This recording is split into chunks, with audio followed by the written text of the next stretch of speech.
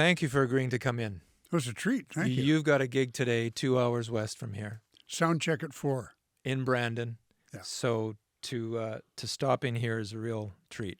With playing with, is it McCoons? Is it Mitchell McCoons I'm playing with? Do you know the name?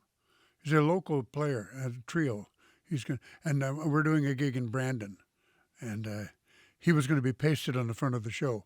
So I've invited him to finish my first set. Oh, wonderful. So I do a little bit of the first set, and then he takes it to the break. And if he's really good, he gets an encore and sells a bunch of product. There you go. Yeah. And you don't mind driving around, doing a 2-hour drive from Winnipeg to Brandon to get to the gig? Driving's a part of it for you. Not at all.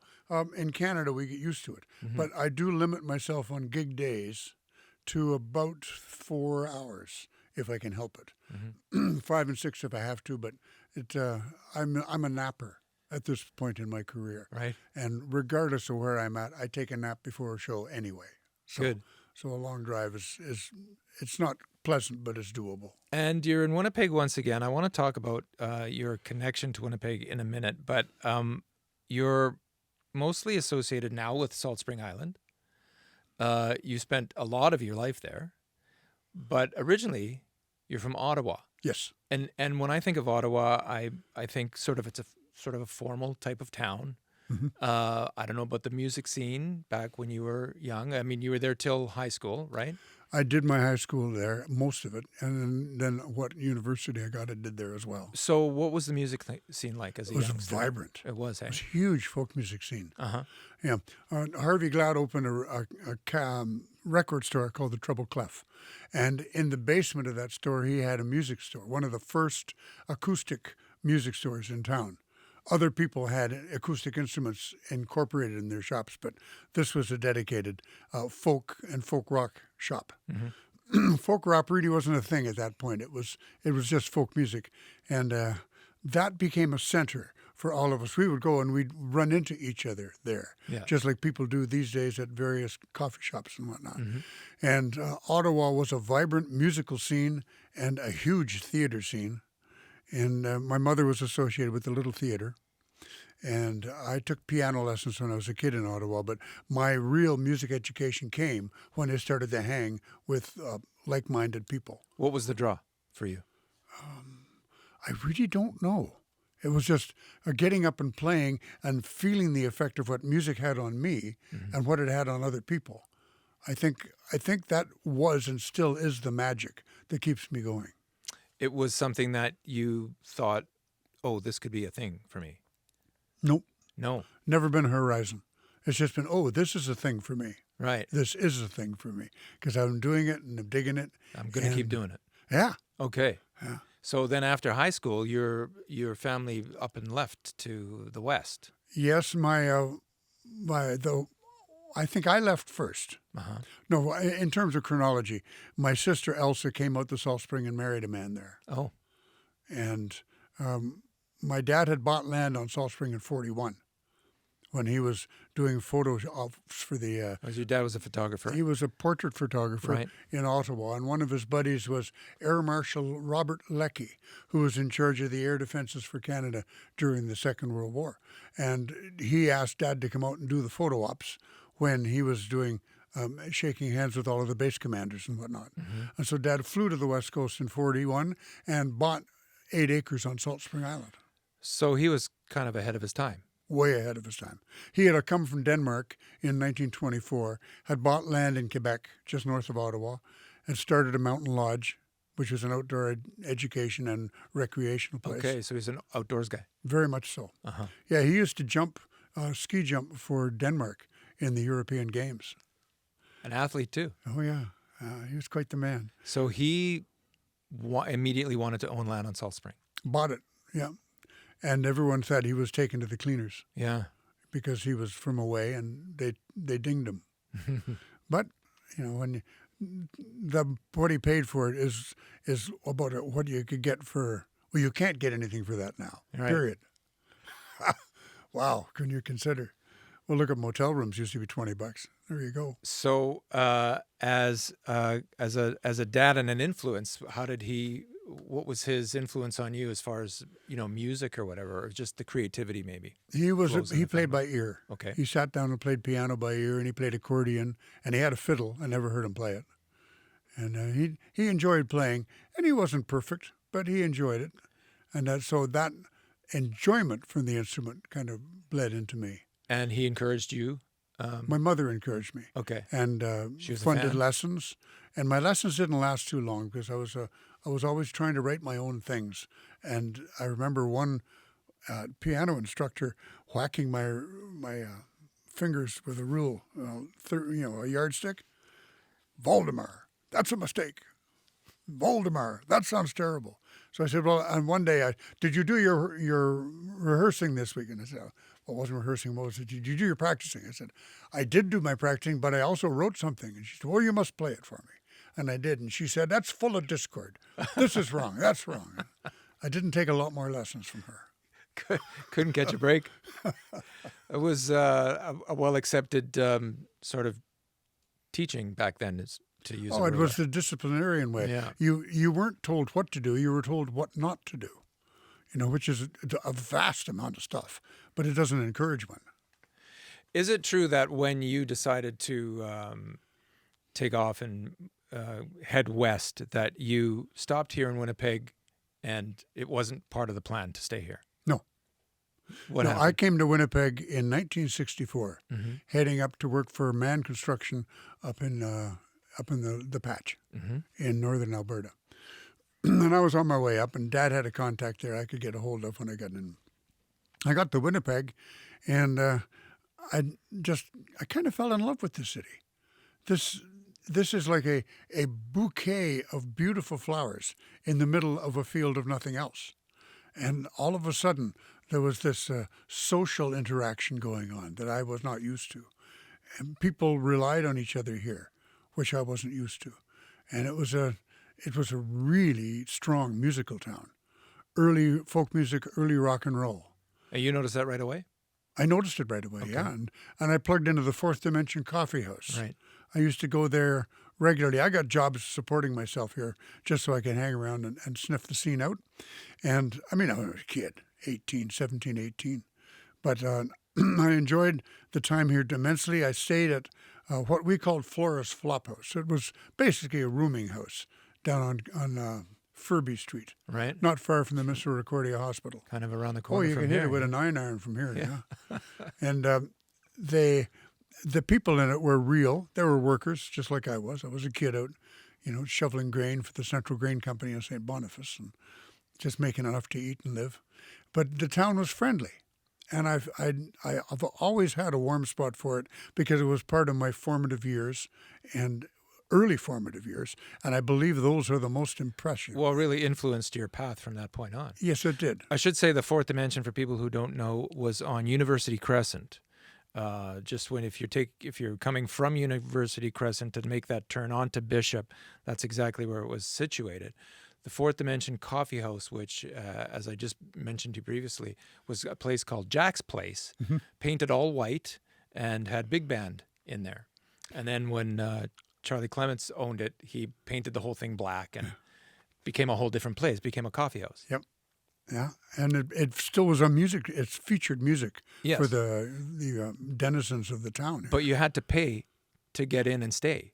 Yeah. You had paid 25 cents an hour. Isn't that lovely? Well, it's kind of obscure. Like, I guess it's a cover. I guess you pay your cover on the way out, That's right. depending on how long you stayed. That's right. And that way they didn't have to pick money from you every time they bought you coffee. It was just like a coat check, not a coat check, but like a little chit that says what time you came in. Yeah, Pay on the way out. prior to electronic chips, the kind of chip you use, a piece of paper and a pen. Exactly. And so that was kind of a place to hang. And 25 cents an hour to see Sonny Terry and Brownie McGee. Mm-hmm. Hello. And it was a wonderful place. And I used to hang there with the Donahue brothers, Dan Donahue and Right. Jim Donahue. Yeah. And Neil Young was out there a fair bit because he was interested in the way people played. And Well, he wanted to take folk and twist it a bit, right? as he did Yeah. and continues to. Yes. The Donahue's, well, Dan Donahue still Still cranking out records here. Yep, and he's been very supportive to the music industry. He's stuck around here. There's another thing about Winnipeg; it's got legs. Yeah. This is a testing ground for a lot of things, including music. Because of the isolation, a lot of brands come here to try something out because they get a true reading on it. It's Yeah, not for instance, like, A&W or something, or, Yeah. or soap, Yeah. or clothing. Yeah. And there's a huge manufacturing section. Used to be anyway, just north of the exchange. Yeah, used to be. Okay. Not so much anymore. So you were on a sort of a one-way ticket to Winnipeg. You didn't actually have a plan? I was hitchhiking, so I didn't have a ticket. Right. I was just going to the prairies. And I was heading up to northern Alberta, and I got here, and I fell in love, and a young lady, Diana Graham, helped me buy a guitar from Winnipeg Piano. Right. I got a Framus 12-string guitar, and it made more noise than anyone had ever heard. And so I got jobs because it was a loud guitar, not because I was good. Let's drop a few more names about that in Winnipeg at that time. Yeah. You mentioned Len Udo. Yeah, Lenny Udo. I knew Lenny fairly well in those days and ran into him again on the road a lot when he was out touring with Fred Penner. Mm-hmm. And he was a wonderful man. And the last time I saw him was at a festival somewhere. And I haven't been in touch since then. Fred's moved to Vancouver Island. Yeah. He's now living up, I think, in somewhere south of Courtenay, up on the eastern coast. And he's still touring too. Yeah, he's back here a couple months ago. Yeah. Stopped in to say hi. Oh, you did? Oh, nice. Good. So do you remember your first official gig here in town? Where you might have played? Oh, I sat in at the 4D. Yeah. I tried to get a gig at a club that was it wasn't Izzy's, that's Vancouver. There was another folk club here. And I went up with my guitar to go and do an audition, and Jose Feliciano was playing. Oh, you're kidding. Yeah, and I just packed my guitar up and left. I didn't even I'm going to bother. follow that. No, I'm not going to get up there. So you're talking about 64. Yes. We're sort of in the beginnings of the folk boom, Yes. more or less, right? And of the British invasion, Right. which the Beatles had a couple albums out by then, and they were very big, and that affected everyone in every musical genre because they were not exclusively pop. I mean, they were pop very much so, and they certainly defined that, but they spilled over the edges into other genres, and so we were all very impressed and probably influenced by all of the Brits that came over here. But you're from the, musical influences were like from a decade earlier even, right? In the 50s. About 5 to 6 years earlier, in Ottawa. Mm-hmm. Sandy Crawley, who I just saw play in a play in Southampton, Ontario. So he went from music into acting, but he's still playing guitar and singing as he did in the play. And he was just parachuted in to sub for someone's part. I was really impressed because he was struggling with the part, you could tell, but someone had gone ill or gone rogue and hadn't showed up for the main part in this play. Right. And The understudy. Sandy just came in there and he aced it. It was lovely. So you eventually did make your way west. Yes, in 1966, Orion Lowe and I jumped in his MG, and Mark II. It was MGA Mark II. And with 2 suitcases and a guitar, we made it all the way to Salt Spring. Crowded Crowded. in that little car. It's good we didn't have a lot of rain. Yeah. And were you straight out to Salt Spring? We kind of poke-diddled our way. Yeah. Yep. And went right across. The car was so much fun to drive, and we had no reason to stop other than for fuel and food. Mm-hmm. So we made it in pretty good time.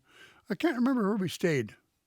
The details just aren't there anymore. Yeah, for sure. With the two of us being, students or just post-students, he went on to become an architect, an environmental architect, and has done very well.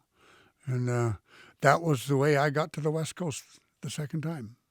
And when you landed there, were you out at the family acreage? No, I went to Victoria right away because I needed work. Right. And so I got a job as a folk singer and parking cars for a hotel. And that started my career in Victoria for about 4 years. And then I bought a place out in Souk.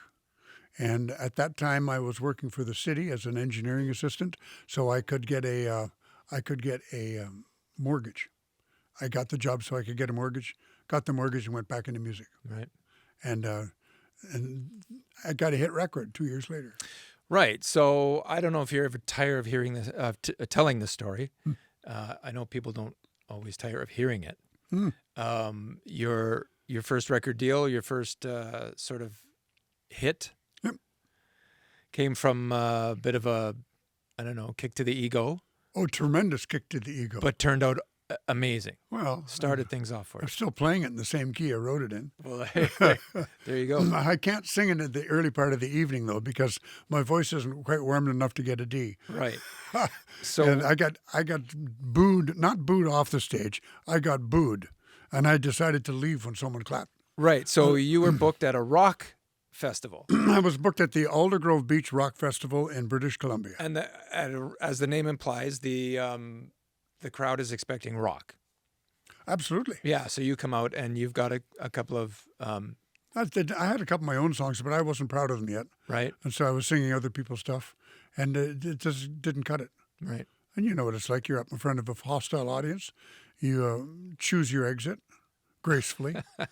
And so I went home, and after ego gets bruised that badly, one either quits or just doubles down, which is what I did, and I wrote a song about it. Yeah. You don't appear to me to be the quitting type. Not from something I love doing. No. Yeah. No, find a way to keep it going. So you write a song called "Play Me a Rock and Roll Song," which is in part was what they may have been yelling at you, Yep. very loudly, and it's just a beautiful pop song. It worked out okay as a waltz. It's a rock waltz. Yeah, that was going to ask you what moved you to write a song in 3/4 time. You know, as a what was the origin of that? I don't know. Just the It flow. just felt right. Yeah. Yeah.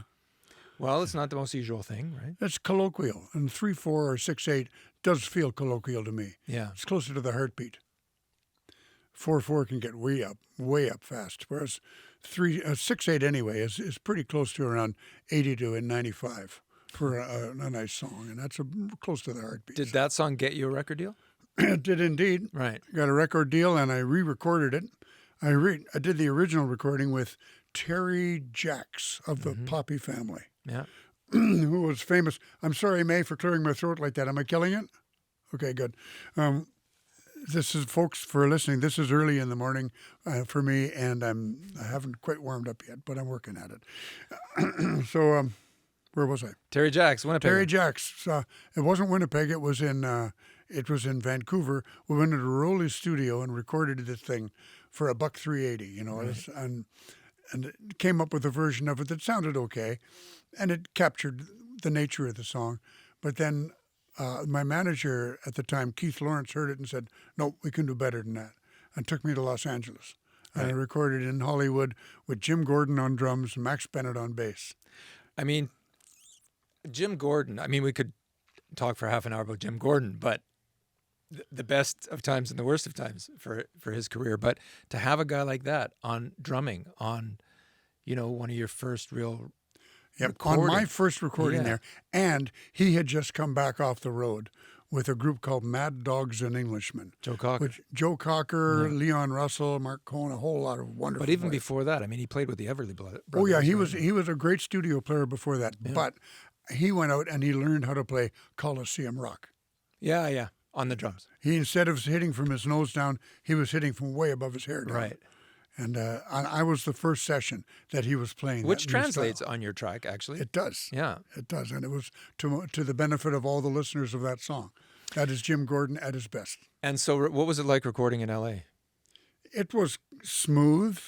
The engineers weren't excited. They weren't fluffy. They were just, let's get this done Right. and get the best sounds they could. Claire Lawrence was the producer on that, who was the saxophone player in the Collectors Right. and then in Chilliwack.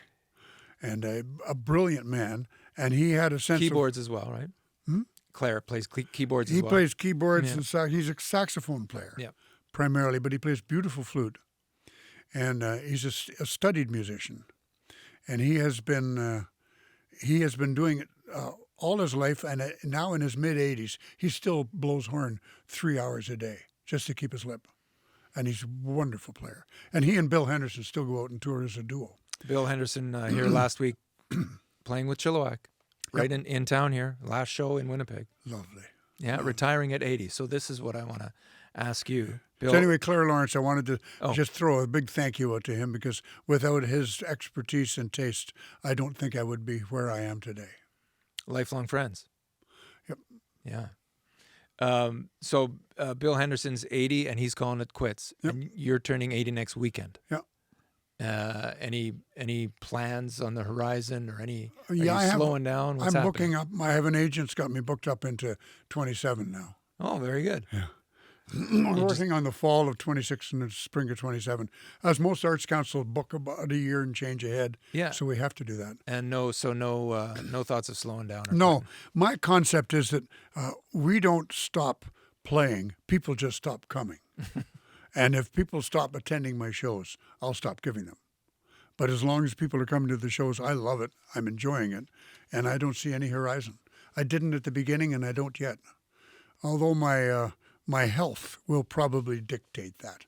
Well, and you don't detest touring the way some people who've been in it forever just start to hate it.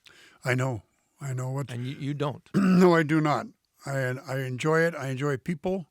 I enjoy coming back to places where I've been, and it kicks dust off parts of my memory too, which is nice. Good. And I don't tour much out of Canada, a little bit in New Zealand, and I'd like to get over to the British Isles. Maybe in age 80, I might be able to do that. We'll just see. I played Australia. I played Central Europe, Northern Europe. I've been to Southern Europe, but I haven't played there. And so I'd like to keep going. And, when people stop showing up at the shows, I'll stop giving them. But touring's a huge and has always been a huge part of your career. How did you balance that with home life, being away from home, and I having probably kids? didn't balance it very well. Okay. No, my wife Kathleen is responsible for my keeping going. Right. She's marvelous support and not a needy woman at all.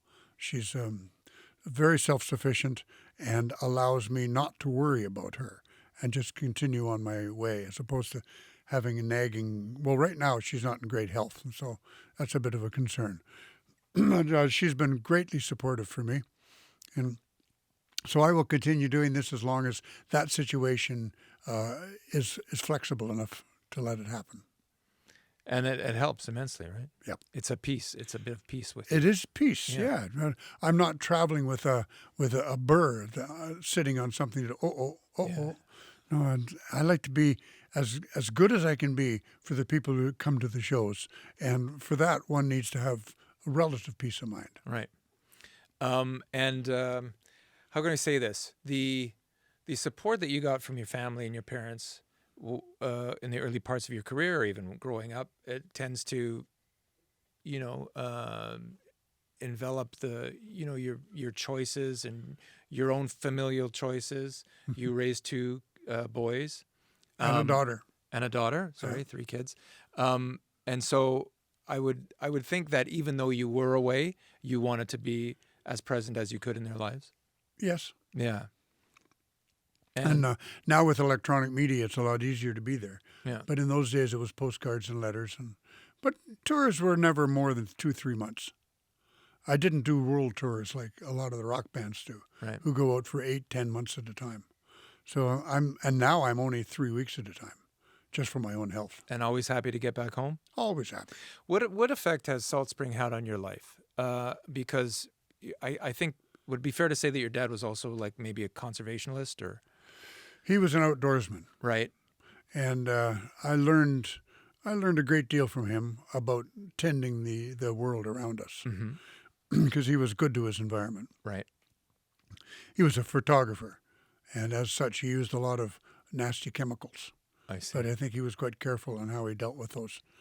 I would say that I've learned as much from my kids as I have from my parents. My parents were very supportive, and I thank them for that. And I still visit them. We bury them together. And Good. Dad died first, and then Mom, we put her ashes in. I built a little trunk for them. There's a name for it, a cistern, I think it's called. Urn. Urn? Thank you, urn. And I put that on top of him. So they're in the same grave. And then I've learned from my kids, and now I'm learning more and more from my kids. Our daughter, Chayla, is an actor, and all her kids are in 50s now. and she's still a very active actor and is doing well with it, doing movies and episodic television and occasionally stage plays, but not often. And she has been very supportive for me, as I was for her when she was young. Mm-hmm. And the boys are doing, one of the boys is doing really well. He's familiar, you're in Manitoba, London Drugs. Yeah. He's a buyer for London Drugs. I see. Buys all their tech. And is very successful. They have plenty of tech there. Oh, boy. It's what separates them from the other places. He's a busy guy. Yeah. And the other son is in Mazatlan right now. And he's an impresario. Just chilling. When you say impresario, you don't have to explain it. Yeah, exactly. And I don't want to. So let's just talk about musical influences before we get you to maybe play some music. Growing up in the 50s, was it Elvis? Was it Fats Domino? Was it a different genre? Yeah, it was Fats Domino. He was a brilliant piano player. Mm-hmm. And Jerry Lee Lewis. And, I think Henry Mancini had more influence on me than any other composer. Really? Yeah. I was just impressed with his chords, his use of melody, his support of melody, and generally his ability to make music fit a situation. Right. Because he wrote for a lot of movies. Yeah, which he did actually on purpose. Like he wanted that type of career. Yeah. He wanted to be matching his music to that kind of thing. And he was a big influence on me. Well, didn't Larry Carlton play with you as well? I did a couple of tracks with He Larry. was connected to Mancini in some way. Oh, was he? Eh? Yeah, I believe so. Ah. Larry Carlton. Larry Carlton is an Oklahoma guitar player who spent most of his life in the studios of Los Angeles, and a brilliant guitar player. And he played a Gibson 335 that they customized it. Now I believe it is the Larry Carlton model. Huh. Yeah. Well, I think he was also part of the Wrecking Crew at some point, too. Yep. That's. I mean, you have the to rhythm be section, the best of the best, right? Yeah. To be playing for that group. Yeah. And so, where did the hook come from for folk music for you? Oh, I think it's just accessible for everybody. Mm-hmm. It doesn't have a beat that's pushing people away. It doesn't have stupidly repetitive lines in it that cause people to switch channels or phase out. Right. And it talks about real people in real life situations, right. In both humorous and empathetic ways. And so with all of those bases to cover, it just seemed the logical place for a songwriter to go. Well, and a lot of your stuff is autobiographical as well, right? It is. If I don't know about it, I have to do a bit of research to write about it. And I've done a couple of songs not knowing about them and going and doing research, and they're okay, but it's not my data. You know, it's something I've gleaned, and I can always feel the difference. Well, and, you know, for instance, your Play Me a Rock and Roll Song was your A side. Mr. Record Man was your B side, which was also a story about you as well, right? Yeah. And your parents, or a line in there about your parents. Yeah. And Dad, he liked to encourage me to play the piano, but I was a heavy foot. I have size 13, and I was 6'2" at 13, so I was a big kid. And when I was playing piano, I was stomping my left foot. Right foot's on the loud pedal, or the sustain pedal. And I was playing boogie woogie, Jimmy Yancey, Albert Hammond, so I was really into that kind of piano. And I would pound my foot, and downstairs was his studio. Oh. So he would come up and say, "Whoa, play quieter." But he never told me to stop. Right. Yeah.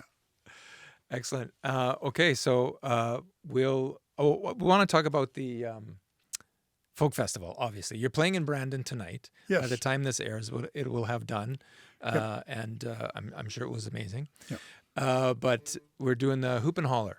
Yes, this weekend the Hoop and Holler Festival is, I believe, in its 12th or 15th year. 11th year. Is it true that the whole festival was kind of your idea in the first place? It was something we discussed over the Omachinsky's, Linda Omachinsky, it is, Yep. yes, over her and Mitchell's breakfast table. Right. I had done a tour that came out of Winnipeg here. It's called Home Roots.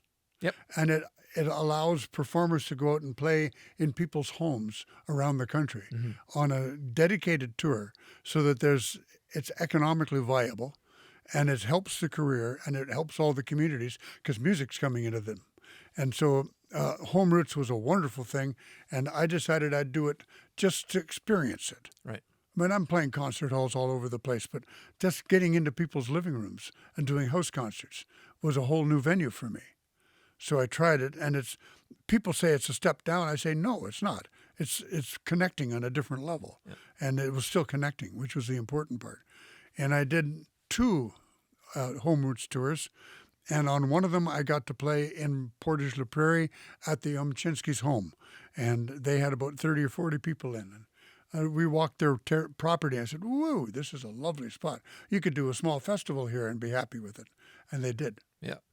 And now I'm coming to play there 11 years later. So it's a bit of full circle going on. You're doing a show tonight, Saturday night. Yeah, I'm on 8:20 to 9:20 tonight.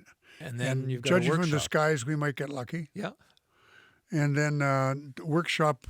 No, I'll do a couple workshops, and some jamming. But there's another show in a stage downtown on Sunday afternoon. Okay. Yeah. There you go. Well, best of luck. The Whoop and Holler. It's a great name too. The Whoop and Holler Folk Festival. It's a marvelous thing. And I think there's still room, I think, for people who want to still show up. It's worth coming to find out. So again, thank you for taking the time to stop in a little pit stop here and have this conversation face to face. Have you any songs you'd like to hear? I'd like to play Landscapes. I was just going to say Landscapes because of the Winnipeg reference. Yes, and that Winnipeg reference, I have never slept out in the zoo. No. Which is the line in the song. Yeah. But last night I stayed at the Assiniboine Gordon Hotel, which is right across the Portage street. Yeah. from Bruce Park, which is an addendum to the Assiniboine Park. So that's as close as I've come to sleeping out in the zoo. So I figured that song would be appropriate. I love it. It was on my mind for sure. Very good. We'll do that. Thanks again for coming in. Thank you, Bruce.